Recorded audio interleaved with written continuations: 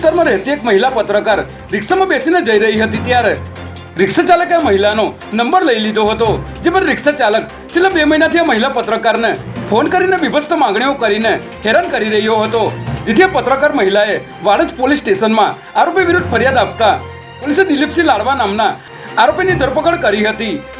જોકે હાલમાં બોપલ વિસ્તારની એક મહિલાને પણ પોલીસ કર્મચારી દ્વારા ન બોલવાના અપશબ્દો બોલવામાં આવ્યા હતા. ત્યારે ગુજરાતમાં મહિલા સુરક્ષિત હોવાના ગૃહમંત્રી હર્ષ સંઘવીના દાવાઓ પોકળ સાબિત થઈ રહ્યા હોય તેવું જણાઈ રહ્યું છે.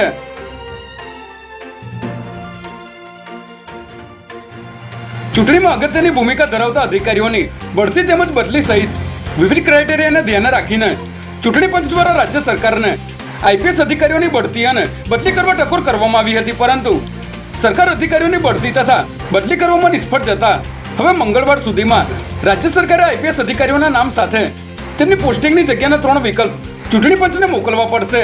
જે બાદ ચૂંટણી પંચ દ્વારા બદલીઓ કરવામાં આવશે.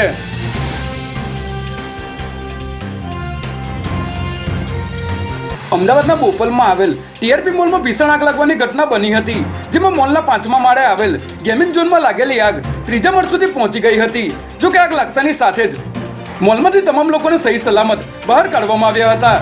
ઘટનાની જાણ થતાં ફાયર વિભાગની 10થી વધુ ગાડીઓ ઘટના સ્થળે પહોંચી હતી અને ભારે જહેમત બાદ આગ પર કાબુ મેળવી શકાયો હતો.